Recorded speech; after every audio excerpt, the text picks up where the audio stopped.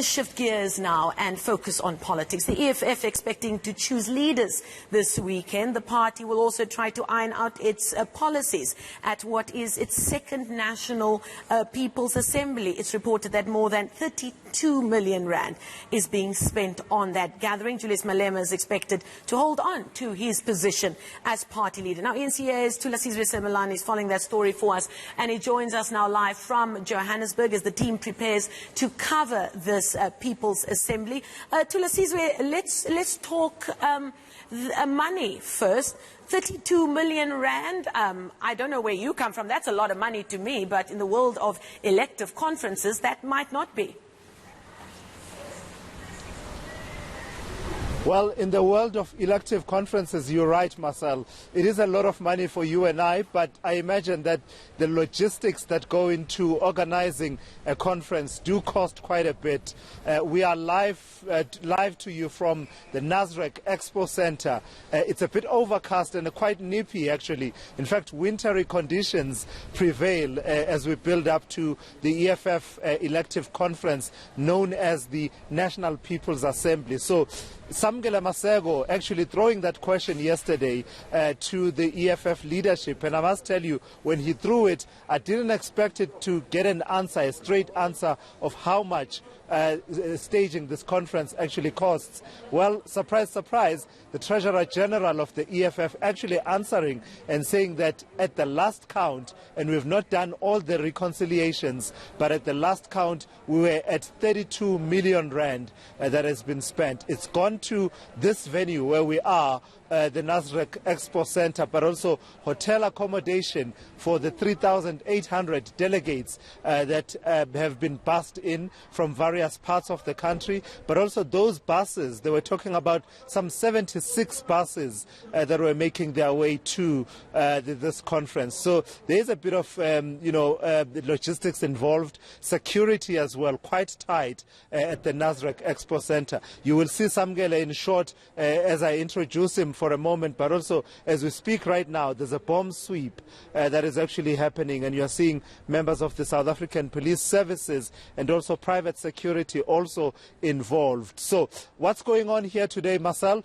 Today will be in the main issues to do with the political report to be presented by the EFF president, Julius Malema. Then there's going to be the organizational report, which is the collective of the leadership that was elected at the last National People's Assembly, the conference, elective conference, that was in Bloemfontein, and that was held in 2014. And now they're coming back to report back, and they'll be saying what work they've done and where they've failed. Then the business end of things will be the nomination for the top 6 leadership of the EFF. Let's take a listen to what Julius Malema had to say about contestation in the party, how intense it is. There's been a lot of speculation about who will make it back to the leadership of the EFF and who will not. Part of that speculation being around the national chairperson of the EFF, Dalim Mpofu, but also around the Secretary General, Godrich Gadi. And in response to that, and whether or not there's intense contestation and factionalism, this is what Julius Malema had to say about it. There's contestation in the EFF. And I'm worried that the fight is peddled by you, the media, that people are fighting when people are contesting each other. CD, they are contesting each other, not fighting. Why do you do that? When they don't contest, no, Malema is a dictator, Malema is a cult. What idea? When people are contesting, they are fighting. When people are not contesting, it's a cult, it's Malema's dictatorship. So Julius Malema going all out to dispel this whole idea that there's kind of factionalism and divisions around issues to do with leadership. But I suppose where we are now, it's really up to the 3,800 delegates who will be coming here to make their voices heard about the issue of leadership. Let me bring in ENCA's Samgele Masego into this conversation. So Samgele, the big day has arrived in as far as the EFF is concerned. What do you know about how intense the contest for leadership will be? The contest for leadership is very intense, specifically when you look at the other positions for your deputy presidency. There's murmurs that Dali Mpofu has been nominated for that particular position. You've had the likes of the KwaZulu-Natal provincial chairperson, Vusi Khoza, openly endorsing Dali Mpofu and saying that there must be four women in the leadership of the EFF, include Mandisa Mashego as the Secretary General. But there's also an opposing faction to that, which is known as Amatorokisi, led by Julius Malema, with Floyd Chivambu as the deputy president, and Marshal Dlamini, who's a deployee in KwaZulu-Natal, which the EFF saw their biggest electoral growth in these post-2019 general elections in that particular province. So you've got those contestations of leadership. Then you've got Veronica Menti, who's been nominated to be the national chairperson in that slate of Amatorokisi with Julius Malema. And then there are those who want leadership change in the EFF, dubbed Amapiano, which include the likes of Dali Mpofu as deputy president. But speaking to some regional chairpersons of the EFF, particularly here in Johannesburg, they are saying that it's going to be an onslaught. Those who are wanting to contest these particular positions are not even going to make it to the ballot paper. All right, Samgele, let's leave it there for now. We will continue talking, you and I. So that's how it's looking, Marcel, on this side. The plenary hall behind us, Hall 6. You will remember it from the ANC's elective conference in 2017. That's where it all went down. It's where it will be going down as well today, over the next 3 days, actually, in as far as the EFF is concerned. It's all decked out. It's all covered in red. The seats covered in red. Some seats reserved for media. Quite a lot of seats actually reserved for media, and they're right in the center of the hall. Of course, you'll know about the controversy around whether or not certain media houses are allowed to come through and report, particularly when you talk about the Daily Maverick.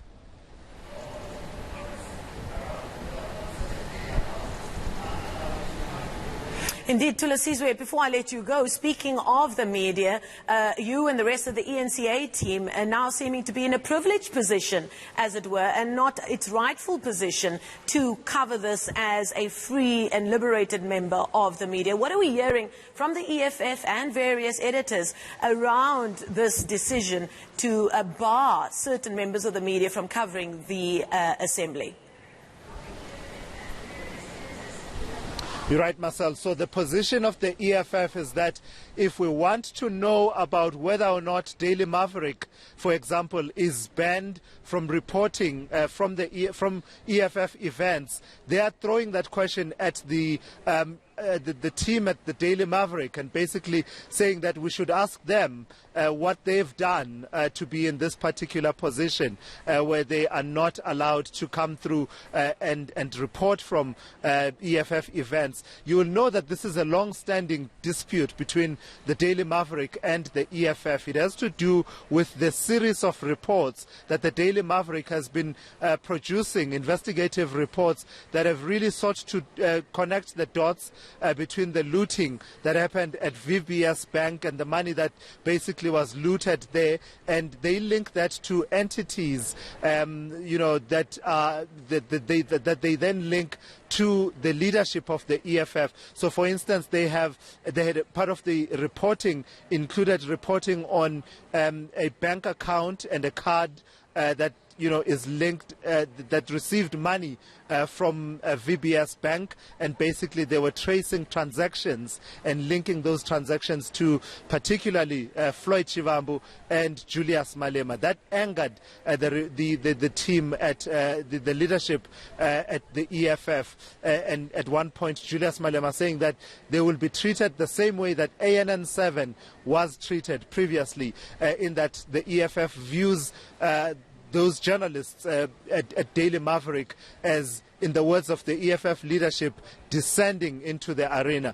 But that tension between the EFF and the media is not new. You will know about the tag that the EFF has decided that it will use for any of the journalists whose reporting they don't agree with. They basically just dub those journalists to be part of Stratcom. and basically that's going to be part of the conversation, by the way, Marcel, here at the conference of the EFF, how to engage in what they are calling the battle of ideas and how to deal with Stratcom strategies from the media. So it is an ongoing tension, but the EFF here rolling out the red carpet, as it were, and basically reserving a large chunk of the seats there for the media, for those media who perhaps are able to come through and report.